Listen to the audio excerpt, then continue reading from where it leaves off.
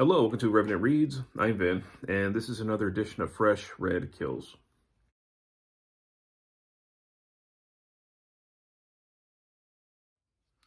So, Fresh Red Kills are the videos where I talk about the books that I have recently finished reading. I'm going to be talking about 3 that I read in December, actually. I'm filming this halfway through January. That's kind of on par for me. That's usually when I actually get these things done, is several weeks late. Yeah, I'm going to be talking about Liberalism in Dark Times, First Freedom First, and Roman Games. And I'll do them in that order. So I read Liberalism in Dark Times in early December. I did this as a buddy read with John David, who is one of my co-hosts for Historathon.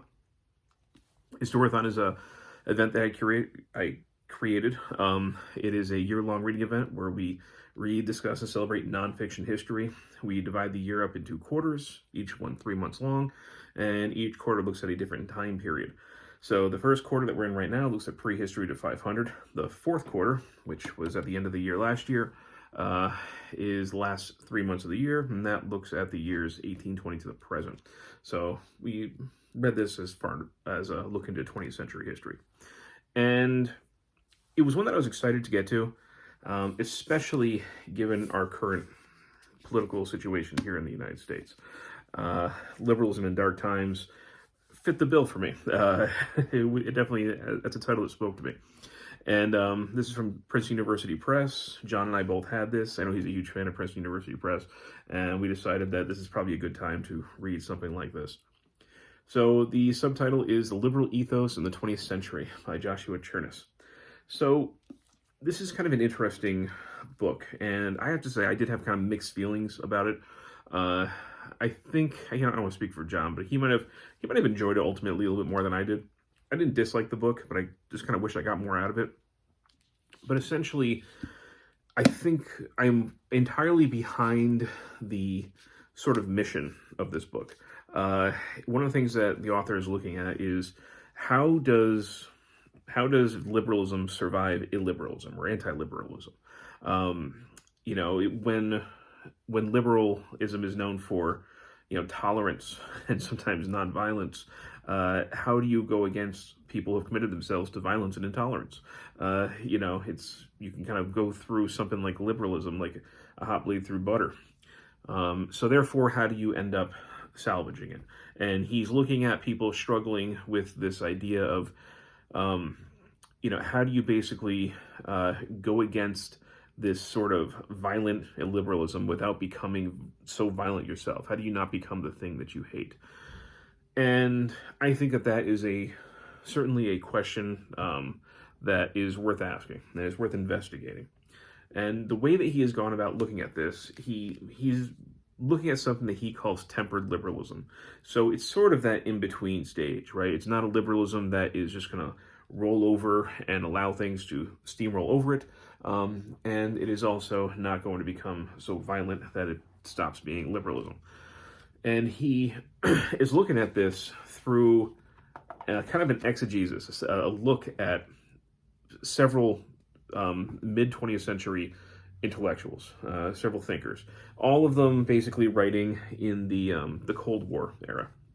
So the people he looks at, it's been quite a few weeks since I read this, so I got to refresh my memory here.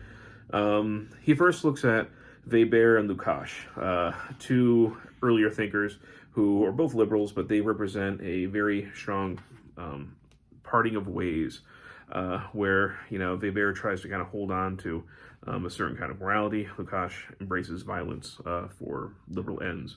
So those are like our first case scenario, our first case study, comparing them. And then he goes into other thinkers like Camus, Raymond Aron, who I didn't really know much about, but I was really actually fascinated by that chapter. We've got Reinhold Niebuhr, and who was the last one? Isaiah Berlin. So he's looking at the things that they wrote during, like I said, mostly the Cold War, and he's pulling out these things, these lessons, I guess, that he would relate to this idea of tempered liberalism. So that's okay, right? My kind of issue with it as I was reading this was, first of all, it does end up getting kind of repetitive because they all come to these similar conclusions. So I'm just kind of reading the same thing. If I like over and over again, I'm just using another person's different work for it.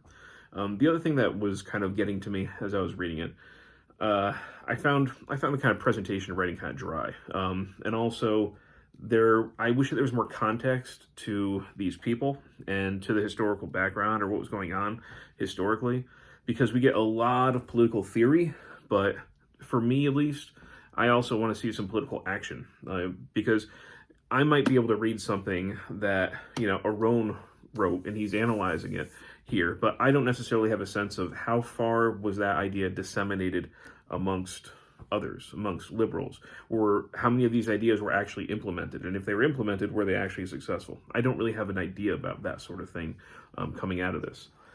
So in the end, like I said, I applaud the effort, and I applaud, I'm behind the mission, but I didn't walk away feeling like I had really gotten enough out of this than, kind of what I wish I had gotten. Is I think that, I don't want to speak for John, I think that he might have overall enjoyed the reading experience more, although I think that he might have also felt the kind of repetitiveness at times. So yeah, I think it's an interesting topic. If that sort of approach is appealing to you, I would definitely recommend checking it out, but didn't always work for me. It kind of felt like a little bit more of a longer read than I wish it did. So that is that one. I also read in December finally read. I'd had this on the shelf for a long time. I remember buying this in Borders years ago. Borders been closed for quite a few years. So this is First Freedom First, A Citizen's Guide to Protecting Religious Liberty and the Separation of Church and State. So this is by Reverend Dr. C. Welton Gaddy and Reverend Barry W. Lynn. And I'd heard of Lynn before. And it's kind of like a citizen's primer to understanding how separate church and state developed in the United States, especially the important case studies that have mapped where it's gone ever since then, kind of getting into the background of why it's so important. And this was written in the Bush administration, towards the end of it. So that's as far as it goes. And the first half of the book deals a lot more with that kind of era, with the Bush administration. I really ended up liking, because they split up the book between a religious political perspective and a legal perspective. So those are the two types of lenses that they attack this in. And the religious political perspective, can't speak, was all right. I did really like the legal perspective, where it laid out the different case studies and looked at the legal background of so many of these things. That was, I think, very helpful and fascinating. I knew about a lot of those cases, but I didn't know about all of them.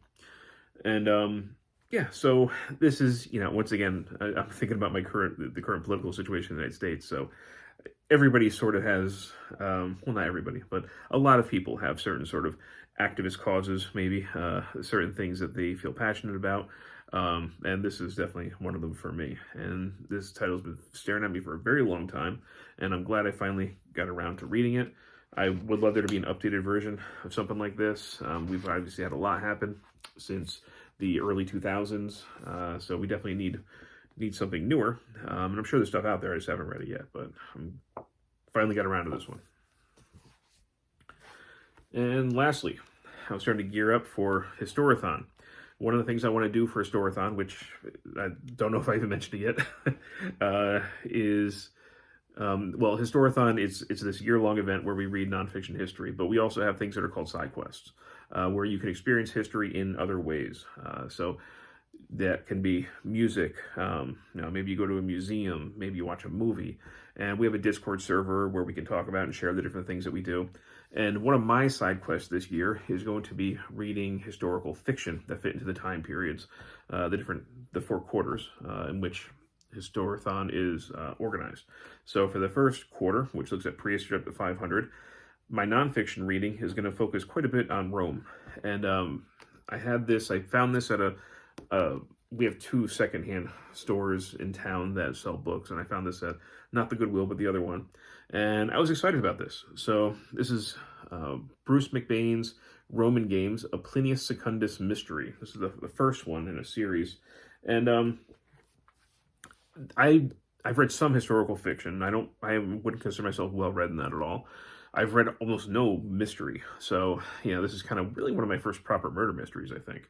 Um, and yeah, I was excited to see what it would be like.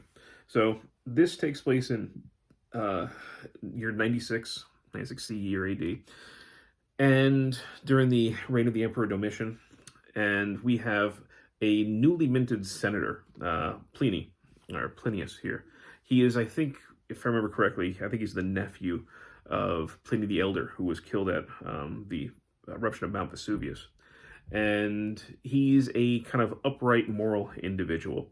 And he is our lens. He is probably the most 21st century type of character in there, which I guess is pretty appropriate. Although he doesn't feel like a stand-in for a modern person in the ancient world. The author does a good job of trying to make everybody really feel like that time period. And he leans into certain things like, their different sexual mores, and he makes sure that we understand how differently they thought in some of those respects. But there has been a murder of a powerful Roman individual. They're not sure who exactly did it or how it was done. And of course, the emperor appoints Pliny to try and figure that out. Even though the emperor is kind of crazy and pretty violent, and Pliny is conflicted. He wants to serve the emperor, but he also is worried about how dangerous this individual is and what his place is. And he's a reluctant person in this whole thing. He doesn't really want to be investigating a murder. He'd much rather be doing other things. He's basically a lawyer. But along the way, we see some other historical figures. So we do see Domitian. He does team up at certain points with Martial, the kind of crass poet of his day.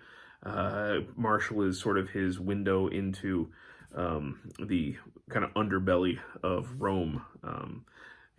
So it gets him into other places in the city that he wouldn't normally know about or understand. I think one of the strengths here, now I wouldn't say that the mystery is the strength. It's not really what drove my reading to find out what the mystery was. I can't really feel like I don't feel like I can judge as far as whether or not it's a good mystery or not, just because I haven't read enough of these things. So for me, really, the strength of this book lied in its depiction of religion as it was practiced during that time in the Roman Empire. It does a pretty good job of showing your kind of traditional Roman religion. We get a glimpse of how Christianity and Judaism operated. They're kind of these minor players, but they're present. And especially it really deals with the growing influence of this kind of cult of Isis, and how she was becoming a goddess that was more and more represented amongst the people of Rome. So that plays a pretty big role in this. And that's the kind of stuff that I found really kind of interesting, and that's what compelled me to keep on reading, and what I really enjoyed out of it was getting a glimpse into that sort of those dynamics within the city.